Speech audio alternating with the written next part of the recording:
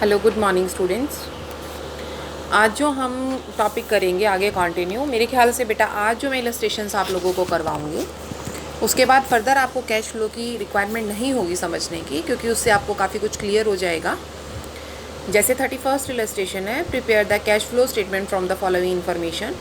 तो आपको ये बैलेंस शीट दी हुई है एक, इसमें आपको इक्विटी एंड लाइबिलिटीज़ दी हुई हैं, शेयर फंड्स वगैरह हैं, शेयर कैपिटल है, statement of profit and loss है, नॉन करंट लाइबिलिटीज़ वगैरह हैं, करंट लाइबिलिटीज़ वगैरह हैं। इसी तरीके से आपके पास असेट्स दी हुई हैं, जिसमें कि आपकी फिक्स्ड असेट्स हैं, कुछ करंट असेट्स आपको दे रखी हैं, और नीचे दो एडजस्टमेंट्स दी हुई हैं। एक आपका डेप्रिसिएशन राइट ऑफ करना है, एक प्रोविज़न फॉर टैक्सेशन जो आपने बनाना है। कुछ भी नहीं है अगर इस क्वेश्चन को देखा जाए तो, सिर्फ दोनों चीज़ें जो डेप्रिसिएशन वाली चीज़ है यही इंपॉर्टेंट है। इन डेप्रिसिएशन को जो आपका 27,000 रुपया दिया हुआ है, एक बार तो आप इसको जब आप मशीनरी अकाउंट बनाएंगे, मशीनरी अकाउंट में आप डेप्रिसिएशन दिखा देंगे क्रेडिट साइड में 27,000 रुपये का। जैसे कि इसने देखो, मैं आपको दिखाती हूँ, इसने क्वेश्चन में दिखा रखा है यहाँ पर मशीनरी अकाउंट में डेप्रिसिएशन 27,000 रुपये का। ठीक है, उसके बाद जब आप दोबारा से फिर जो सेकंड एडजस्टमेंट होगी इसकी, वो आपकी जो आपकी प्रॉपर पर्टिकुलर्स बनेंगे, जो आपका कैश फ्लो ऑपरेशन एक्टिविटीज़ आएगा, या ये लगा लो कि नेट कैश जो यूज ऑफ इन्वेस्टमेंट एक्टिविटीज़ और सब कुछ निकालने के बाद जो आपके पास cash equivalent at the end जो आपके पास आता है, वहाँ पर भी आप डेप्रिसिएशन को 27,000 रुपये को दिखाएंगे, जैसे कि इसने यहाँ दिखाया हुआ है। दूसरी चीज़ आपकी प्रोविज़न फॉर टैक्सेशन होता है, जो कि इसने दिया हुआ है, जो आपका 17,000 रुपया इसने पे किया है। तो जब आप प्रोविज़न फॉर टैक्सेशन की बात करेंगे तो आप इसका प्रॉपर अकाउंट बनाएंगे प्रोविज़न फॉर टैक्सेशन का, क्योंकि बैलेंस शीट में भी आपके पास प्रोविज़न फॉर टैक्सेशन है, जिसमें कि आपके पास बैलेंस 12,500 का दिया हुआ है, और जो दूसरा बैलेंस है क्रेडिट बैलेंस, वो आपके पास 16,000 रुपये का है, और बीच में आपने 17,000 का पे किया है। तो 17,000 को एक बार आप यहाँ दिखाएंगे, जिससे कि आपके पास बैलेंसिंग फिगर 13,500 आ जाएगा।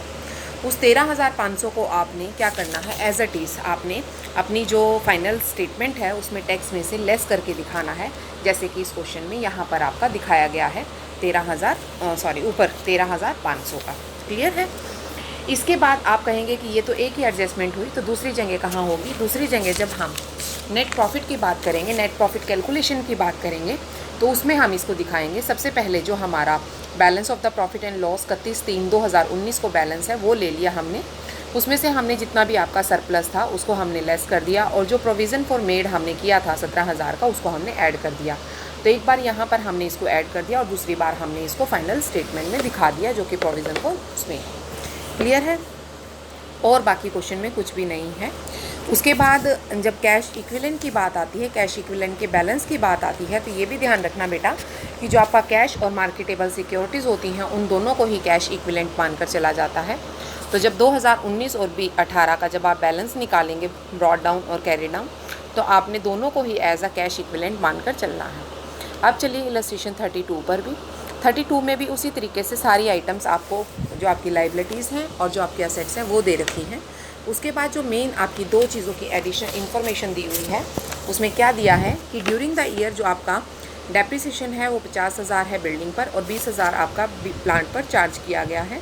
तो जब आप प्रॉफिट वगैरह सेल वगैरह कुछ हुई है, या आप प्रॉपर उनका बिल्डिंग और प्लांट का अकाउंट बनाएंगे, तो उसमें आप डेप्रिसिएशन दिखा कर चलेंगे, जितने का भी आपका डेप्रिसिएशन इसने बताया है 50,000 और 20,000 का। जैसे कि इस क्वेश्चन में देखो ध्यान से, यहाँ पर जब किया तो यहाँ पर जो आपका डेप्रिसिएशन है आपके बिल्डिंग पर वो दिखाया है, और प्लांट पर जितना है वो दिखाया गया है यहाँ पर क्वेश्चन के अंदर।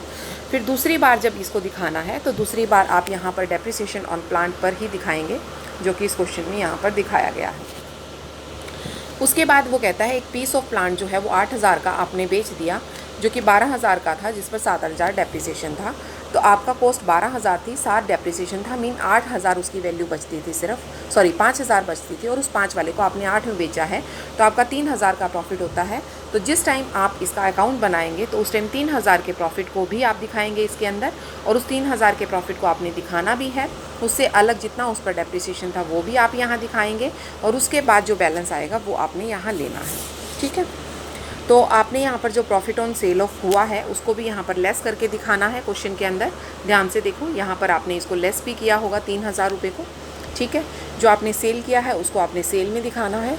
कहने का मतलब है जो आपका जितना भी ऑपरेटिंग एक्टिविटी से होता है, क्योंकि बेसिकली देखो इन्वेस्टमेंट और फाइनेंशियल एक्टिविटी से कुछ ज़्यादा इफेक्ट नहीं पड़ता, जहाँ कन्फ्यूज़न होती है वो होती है ऑपरेटिंग एक्टिविटीज़ पर, इसलिए आपको इसको बहुत ध्यान से करना है। उसके बाद नेक्स्ट इलस्ट्रेशन आपकी आ जाती है 33 इलस्ट्रेशन। 33 में बेटा ध्यान से देखो, 3 ही एडजस्टमेंट एंट्रीज आपको दी हुई हैं। एक बोलता है कि डिविडेंड जो है वो 35,000 का आपने पे किया, लैंड 1 लाख की परचेज़ की, 50,000 write down value against the goodwill account से किया, और डिबेंचर्स जो थे वो आपके 60,000 आपने पे कर दिए। ये 3 एडजस्टमेंट हैं आपकी। इन तीनों को ध्यान से अगर देखें तो सबसे पहले तो आपने जो प्रॉफिट एंड लॉस है वो लेना है, और जितना सरप्लस है तो वहाँ पर आपने जो डिविडेंड आपने पे किया है कितना 35,000 रुपये का, वो डिविडेंड की एंट्री करनी है 35,000 रुपये की, वहाँ पर आपने ये 35,000 दिखाने हैं। उससे अलग आपने इस 35,000 को दोबारा जब दिखाना है तो वो जब आप कैश फ्लो स्टेटमेंट तैयार करेंगे तो कैश फ्लो स्टेटमेंट में यहाँ पर आप इसको 35,000 रुपये को पेमेंट में दिखाकर चलेंगे। दूसरा वो कहता है कि आपने 1 लाख के थे, 50,000 के आपने गुडविल में राइट ऑफ कर दिए, तो जब गुडविल राइट ऑफ की बात आएगी तो आप इस टाइम पर इसको यहाँ पर गुडविल राइट ऑफ में दिखाएंगे 50,000 रुपये को कि आपने ये 50,000 रुपये as a goodwill write off में कर दिए, ठीक है। उसके अलावा और यहाँ पर जैसे 1 लाख की आपने परचेज़ की थी तो 1 लाख की आपकी लैंड की परचेज़ भी दिखाओगे, जैसे कि यहाँ पर 50,000 की तो ये रिसीव हुई, लेकिन 1 लाख रुपये आपने क्या किया है यहाँ पर पेमेंट की है, तो उस पेमेंट को भी दिखाएंगे, वो भी कैश आपके पास से गया है। तीसरा रह गया आपका डिबेंचर्स, जो 60,000 अमाउंट के थे आपके, उनका फंडा रह जाता है, तो 60,000 के जो रिडीम किया है आपने डिबेंचर्स वो भी आपकी पेमेंट हुई है, तो उनको भी आप यहाँ पर दिखा देंगे कि 60,000 के जो रिडम्पशन है वो आपकी यहाँ पर है। क्लियर है, कुछ भी नहीं था इस क्वेश्चन में। नेक्स्ट चलिए इलस्ट्रेशन नंबर 34। इलस्ट्रेशन नंबर 34 में आपको क्या कहता है वो, 34 इलस्ट्रेशन में ज़्यादा कुछ उसने नहीं बोला हुआ है। 34 में उसने सिंपली आपको जो क्वेश्चन दिया हुआ है उससे अलग आपको 4 नेट प्रॉफिट आपको दे दिया, डेप्रिसिएशन दे दिया, कैश डिविडेंड डिक्लेयर किया है, जो उससे अलग additional building made year the cost 78,000 की थी, फुल्ली डेप्रिसिएशन था, इक्विपमेंट कॉस्ट थी, वो आपको दी हुई है। सारा क्वेश्चन वैसे ही करना है, सिर्फ जब नेट प्रॉफिट निकालोगे तो वहाँ पर आपने 12,000 का डिविडेंड जो आपने पे किया है, जैसे कि लास्ट क्वेश्चन में आपका डिविडेंड था 35,000 का, उसी तरीके से यहाँ पर आप इसकी एडजस्टमेंट दिखाएंगे। उनसे अलग आपको कोई भी और एडजस्टमेंट दिखाने की जरूरत नहीं है। जो डेप्रिसिएशन 10,000 रुपये आप चार्ज कर रहे हैं उसको भी आप ऐड करके दिखाएंगे अपने प्रॉफिट्स में, जैसे कि यहाँ पर इस क्वेश्चन के अंदर दिखाया गया है डेप्रिसिएशन चार्ज, ये देखिए 10,000 रुपया, यहाँ पर इसको आप ऐड कर चलेंगे। उससे अलग आपको कैश डिविडेंड जो आपने 12,000 रुपये का डिक्लेयर किया है वो आपने पे किया है, उसको भी आप 12,000 रुपये को कैश डिविडेंड को डिक्लेयर कर चलेंगे। उससे अलग आपका एक एडिशनल बिल्डिंग थी जो 78,000 की थी, जो कि 30,000 की वो हो गई, तो 78,000 की आपने एक बिल्डिंग परचेज़ की है, तो आप इसको भी एज ए इन्वेस्टमेंट दिखाएंगे, तो वहाँ पर भी आपकी ये हो जाएगी। और उससे अलग आपने रिडीम किए हैं 50,000 के शेयर, तो वहाँ पर 50,000 रुपये आपका पेमेंट में आ जाएगा। क्लियर है, तो ये था भाई आपका question number 34, illustration number 34। Next चलते हैं 35 इलस्ट्रेशन पर। 35 में भी इसी तरीके से बैलेंस शीट है, मेनली बेसिकली इसमें भी आपकी उसी तरीके से 5 एडजस्टमेंट दी हुई हैं। 5 एडजस्टमेंट में एक तो इनकम ऑफ द ईयर दिया हुआ है आपको, कितने की इनकम है। दूसरा आपका बिल्डिंग दिया हुआ है जो 40,000 की है, जो कि बुक वैल्यू 10,000, जो कि सोल की 14 में। डेप्रिसिएशन है 8,000 का, इशू अमाउंट है 50,000 की, और कैश डिविडेंड है 20,000 का, शेयर डिविडेंड है 35,000 का। बिल्कुल उसी तरह से क्वेश्चन है, इसमें भी कोई आपकी अलग से कुछ नहीं होगा। जो डेप्रिसिएशन है आपका 8,000 रुपये का, वो डेप्रिसिएशन आप यहाँ पर एज इट इज़ 8,000 रुपये का दिखाएंगे। जो आपकी बिल्डिंग कॉस्टिंग ₹40 की थी, तो मीन आपने सेल की है 14,000 रुपये में, जो आपकी सेल आई है 14,000 की, वो एज इट इज़ आप यहाँ दिखा देंगे।